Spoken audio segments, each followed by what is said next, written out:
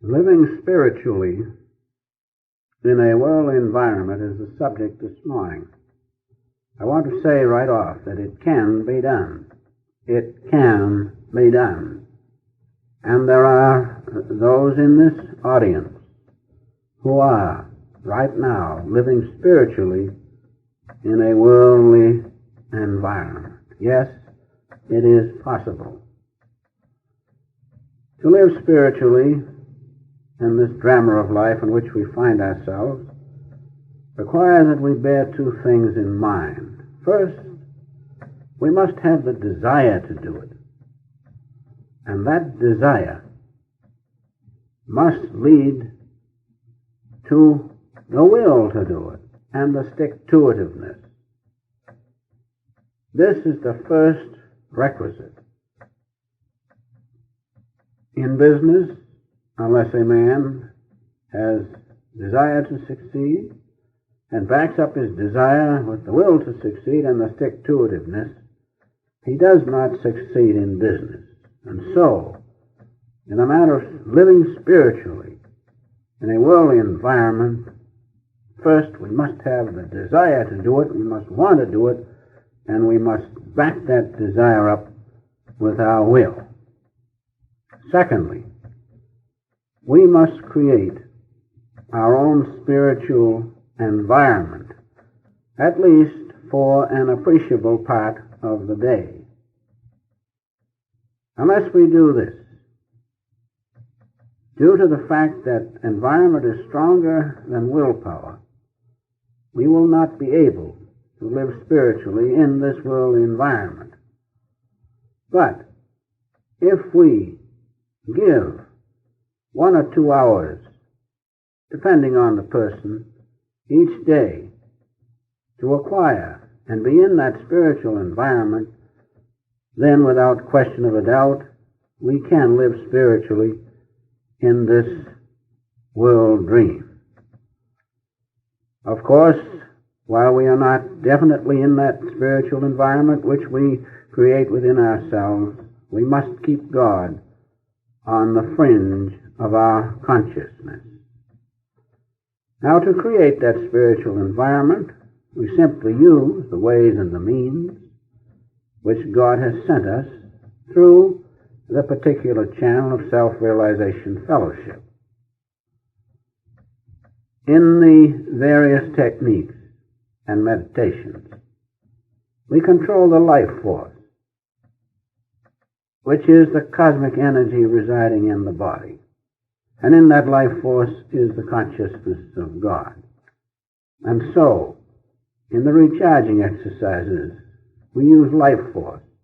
In the highest technique of concentration, we use life force. In the highest technique of meditation, we use life force. And finally, in Kriya Yoga, we definitely control the life force in the fastest possible way known to man.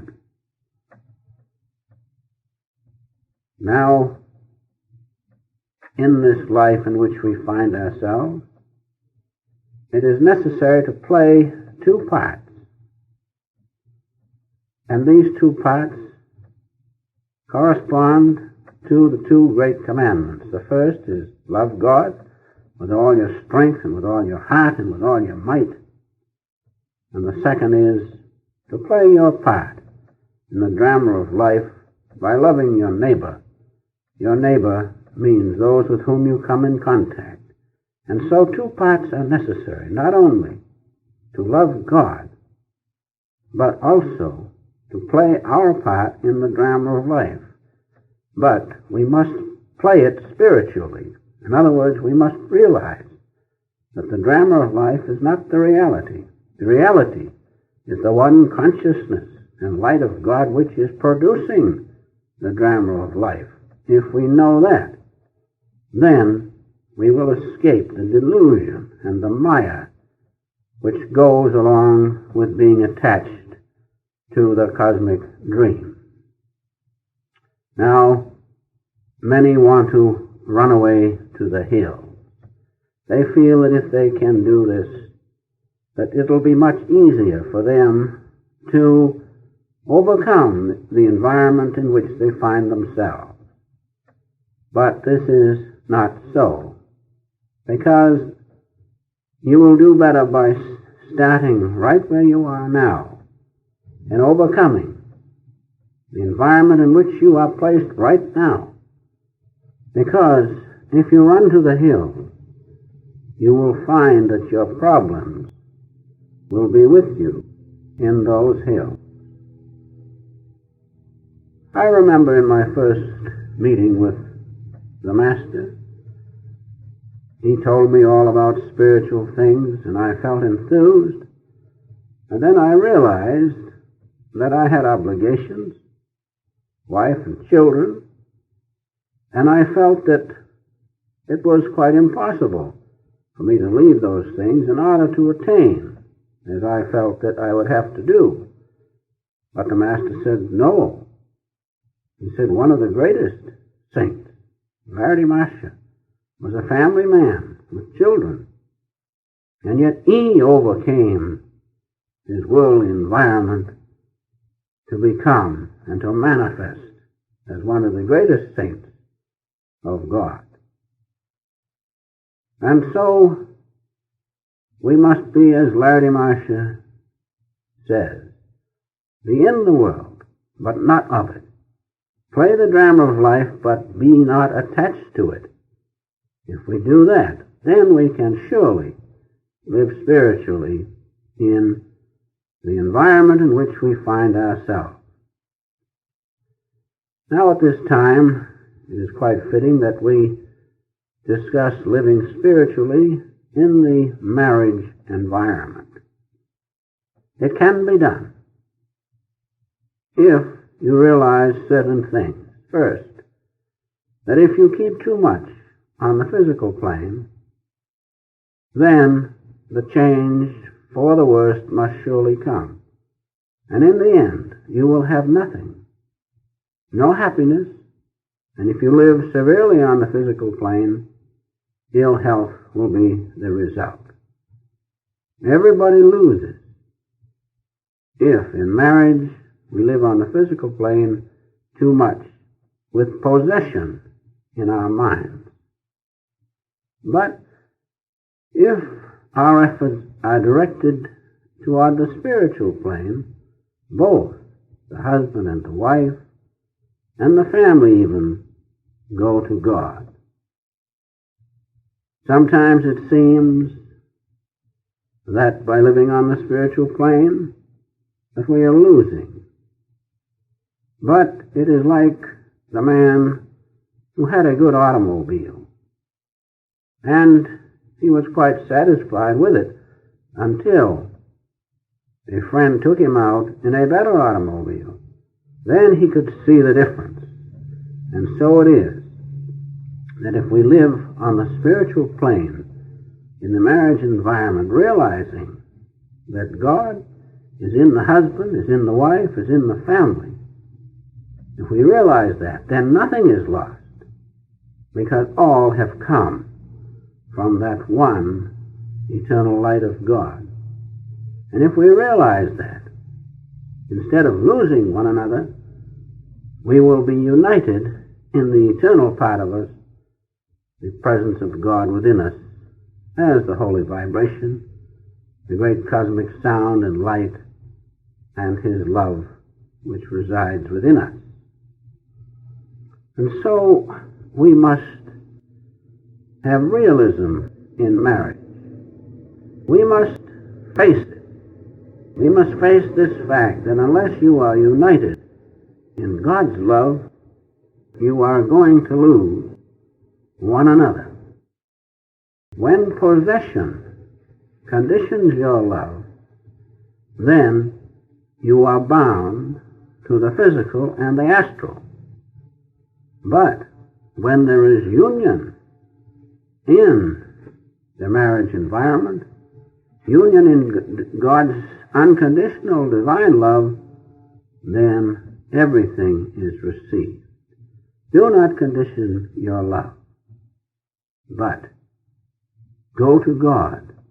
Unite the relationship in God's great love. Then, as God is all, nothing is lost. Then you will realize, as the Master says in his poem, When I Am But a Dream, that when you realize that you are a dream, this is a dream body, and the relationship with your husband or wife is with another dream body. When you realize that, wake up in the one light of God. Then, as he says, when you realize that you are but a dream as I do now, then we will be united together in the one eternal light of God and will be with one another more appreciably than when we existed on the physical plane. Kriya Yoga and sincere yogic action takes one away from the abnormal in the marital environment. It keeps one from being abnormal by withdrawing the life force, so that the soul can automatically go back to God.